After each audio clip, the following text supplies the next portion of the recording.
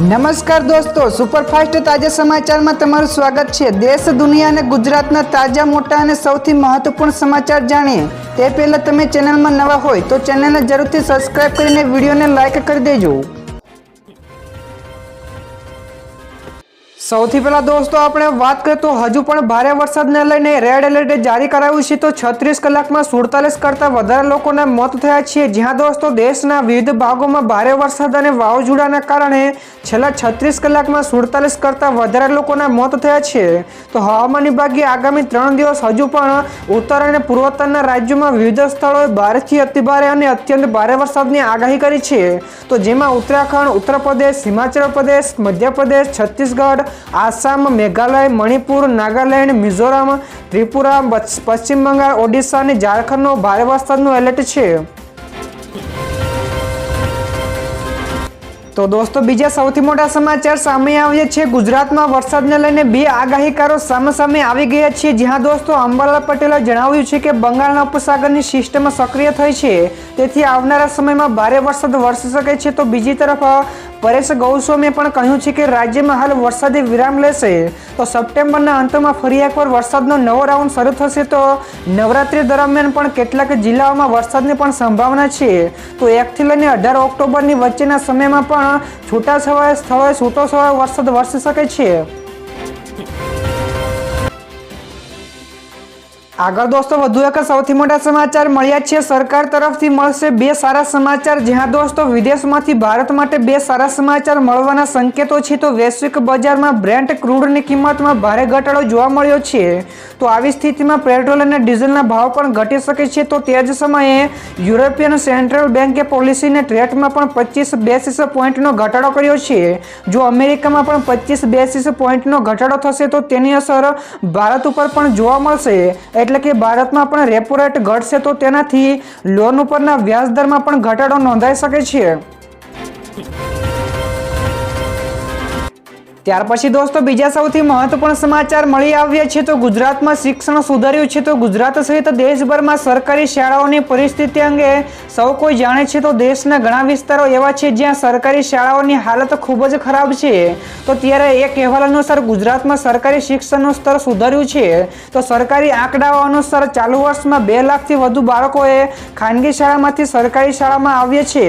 તો આ મામલે તમારું શું કહેવું છે? ફટાફટ નીચે કોમેન્ટમાં તમારા વિસ્તારની સરકારી શાળાઓ અંગે જણાવજો।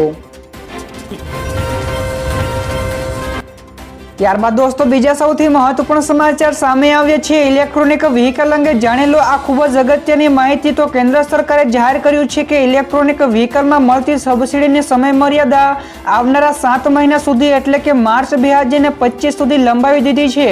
તો સરકારે પીએમ ઇલેક્ટ્રોનિક ડ્રાઈવ દ્વારા ઇલેક્ટ્રિકના 2 વ્હીલર્સમાં ₹10,000ની સબસિડીનો લાભ યથાવત રાખ્યો છે। તો અગાઉ પણ ઇલેક્ટ્રોનિક 3 વ્હીલર્સ ઉપર 50,000ની સબસિડી આપતી સરકારે એપ્રિલ 2024થી આ રકમ ઘટાડીને ₹25,000 કરી છે। તો આ સાથે જ ચાર્જિંગ ઇન્ફ્રાસ્ટ્રક્ચરમાં પણ વધારો કરાશે। ત્યારબાદ દોસ્તો બીજા સૌથી મહત્વપૂર્ણ સમાચાર સામે આવ્યા છે। અંબાજી માટે દોડશે 5,500 એક્સ્ટ્રા બસો। જ્યાં દોસ્તો ભાદરવી પૂનમના મેળામાં જતા માઈ ભક્તો માટે યાત્રા સરળ બને તેવા નિર્ણય ગુજરાત સરકારે લીધો છે। તો અંબાજીના ભાદરવી પૂનમના મેળામાં ગુજરાત એસટી દ્વારા 5,500 એટલે કે 5500 જેટલી એક્સ્ટ્રા બસો દોડાવવામાં આવશે। તો આ સિવાય વિવિધ શહેરોમાંથી અંબાજી સુધીની એક્સ્ટ્રા બસો પણ દોડાવાશે, જેથી શ્રદ્ધાળુઓએ ભાદરવી પૂનમના મેળાનો લાભ કોઈ પણ જાતની અગવડતા વગર લઈ શકે। તો દોસ્તો ત્યાર પછીના બીજા સૌથી અગત્યના સમાચાર સામે આવ્યા છે। હર્ષ સંઘવીએ 20 જેટલી વોલ્વો બસોનું કર્યું લોકાર્પણ। જ્યાં દોસ્તો જનતાની મુસાફરીને અદ્યતન બનાવવા રાજ્ય સરકારે મહત્વના પગલાં લેતા રાજ્ય વાહન વ્યવહાર વિભાગના અદ્યતન ટેકનોલોજીથી સજ્જ 20 જેટલી નવી વોલ્વો બસોનું લોકાર્પણ કર્યું છે। તો ગૃહમંત્રી હર્ષ સંઘવીએ ગાંધીનગર ખાતે વોલ્વો બસોનું લોકાર્પણ કર્યું છે। તો સંઘવીએ નવી બસોને લઈને લીલી ઝંડી પણ આપીને લોકોને સગવડમાં મુસાફરી માટે ગામડાઓ સુધી નવા રૂટ શરૂ કરવાની પણ જાહેરાત કરી છે। તો અનેક સુવિધાઓથી સજ્જ નવી વોલ્વો બસ હવે લોકોને આપશે આરામની મુસાફરીની સફર। ત્યાર પછી દોસ્તો ઝડપથી આગળના બીજા સમાચારની વાત કરવામાં આવે તો ગઈકાલે શેર બજાર લીલા નિશાન સાથે બંધ થયું હતું તો રોકાણકારો થયા માલામાલ અને સંપત્તિમાં થયો ભારે વધારો તો સેન્સેક્સમાં 1500થી વધારે પોઈન્ટના ઉછાળા સાથે 83,116ની ઓલ ટાઈમ હાઈની સપાટીને ટચ કરી છે તો ગઈકાલે મેટલ, આઈટી, ઓટો અને બેંક શેરો રોકેટ બન્યા હતા જ્યારે બજારની આ તેજીને રોકાણકારોના ખિસ્સાઓ ભરાયા છે તો ગઈકાલે રોકાણકારોની સંપત્તિમાં લગભગ 6.40 લાખ કરોડ રૂપિયાનો વધારો થયો છે। તો દોસ્તો ત્યારબાદના બીજા સૌથી મોટા સમાચાર સામે આવ્યા છે। નવી ટોલ સિસ્ટમમાં ડબલ પેનલ્ટી લાગશે। જ્યાં દોસ્તો કેન્દ્ર સરકારે જીપીએસ આધારિત ટોલ સિસ્ટમને મંજૂરી આપી છે તો હવે જીએનએસએસ દ્વારા ટોલ વસૂલવામાં આવશે પરંતુ નવી સિસ્ટમમાં જો તમે સહેજ પણ ભૂલ કરશો તો તમારે ડબલ ટોલ ટેક્સ ચૂકવવો પડી શકે છે તો આ ટોલ ટેક્સ વસૂલવા માટે વાહનોમાં જીપીએસ ડિવાઇસ લગાવવામાં આવશે તો આ સાથે જ હાઈવે ઉપર આવેલ ટોલ પ્લાઝા ઉપર આ માટે અલગ લેન પણ બનાવવામાં આવશે। જો કોઈ વાહનમાં જીપીએસ લેનમાં પ્રવેશ કરશે અને તેની પાસે આ ઉપકરણ નહીં હોય તો તેને બમણો દંડ પણ થઈ શકે છે। ત્યાર પછીના દોસ્તો બીજા સૌથી મહત્વપૂર્ણ સમાચાર સામે આવ્યા છે। નર્મદા ડેમના 15 દરવાજા 2.35 મીટર ખોલાયા છે જ્યાં દોસ્તો ઉપરવાસમાં વરસેલા વરસાદના કારણે નર્મદા ડેમની જળસપાટી ઊંચી આવી છે તો નર્મદા ડેમમાં 4,38,000થી વધુ ક્યુસેક પાણીની આવક નોંધાઈ રહી છે તો ડેમના 15 દરવાજા 2.35 મીટર ખોલવામાં આવ્યા છે તો 24 કલાકમાં ડેમની સપાટીમાં 20 સેન્ટીમીટરનો વધારો થતાં નદીમાં 2,95,000 ક્યુસેક પાણી છોડવામાં આવ્યું છે જ્યારે ડેમની સપાટી અત્યારે 135.86 મીટરથી પણ વટાઈ ગઈ છે તો વડોદરા, ભરૂચ અને નર્મદા જિલ્લાના 45 કરતાં વધારે ગામોને એલર્ટ કરાયા છે। તો દોસ્તો ત્યાર પછી આગળના વધુ એક સૌથી મોટા સમાચાર સામે આવ્યા છે। ગોંડલમાંથી મળેલું ચાઇનીઝ લસણ મુંબઈથી આવેલું છે જ્યાં દોસ્તો રાજકોટ જિલ્લાના ગોંડલ માર્કેટિંગ યાર્ડમાં 5 દિવસ પહેલા ચીનનું પ્રતિબંધિત લસણ મળી આવ્યું હતું તો આ મામલે પોલીસે તપાસ હાથ ધરીને લસણનું સેમ્પલ એફએસએલમાં મોકલી આપ્યું છે તો આ મામલે દેશભરના માર્કેટિંગ યાર્ડોમાં વેપારીઓ હરાજી બંધ રાખીને વિરોધ દર્શાવ્યો હતો જોકે પોલીસે તેની પૂછપરછ કરતા લસણ મુંબઈથી આવેલું અને અફઝલભાઈએ મોકલાવ્યું હોવાનું જાણવા મળ્યું છે તો જે અંગે પોલીસે મુંબઈ સુધી પણ તપાસનો દોર લંબાવ્યો છે।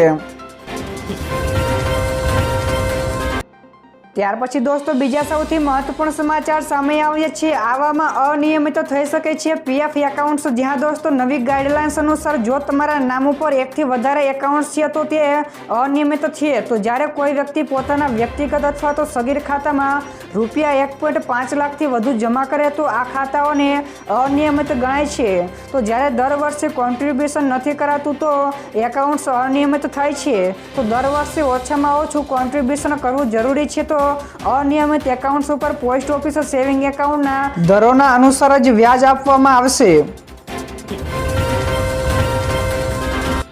તો દોસ્તો ત્યારબાદના બીજા સૌથી અગત્યના સમાચાર પીએમ મોદીના હસ્તક્ષેપ બાદ રૂસી સેનામાંથી ફસાયેલા 45 ભારતીયો મુક્ત થયા છે જ્યાં દોસ્તો ભારતીય વિદેશ મંત્રાલયે જણાવ્યું છે કે 45 જેટલા ભારતીયોને રશિયન સેનામાંથી મુક્ત કરવામાં આવ્યા છે અને લગભગ 50 અન્યને જલ્દી પરત લાવવાના પ્રયાસો ચાલુ છે તો મીડિયાના બ્રીફિંગ કરતી વખતે વિદેશ મંત્રાલયના પ્રવક્તા રણધીર જયસ્વાલે જણાવ્યું હતું કે જુલાઈમાં પીએમ મોદી નરેન્દ્ર મોદીએ રશિયાના રાષ્ટ્રપતિ વ્લાદિમીર પુતિન સમક્ષ આ મુદ્દો ઉઠાવ્યા બાદ 45 માંથી 35 ભારતીયોને મુક્ત કરાયા છે।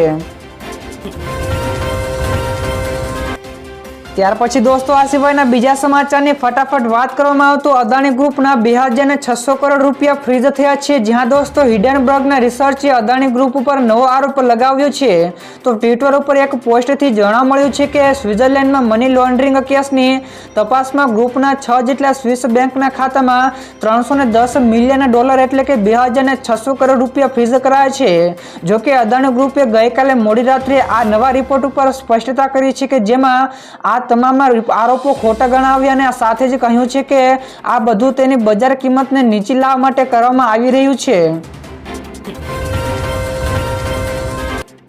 તો દોસ્તો ત્યાર પછીના આગળના બીજા સમાચાર સોના ચાંદીના ભાવ વિશે પણ મળ્યા છે. તો સોનાના ભાવમાં 2400 રૂપિયાનો ઘટાડો થયો છે, જ્યાં દોસ્તો સોનાની કિંમતમાં સતત ઘટાડો જોવા મળ્યો છે.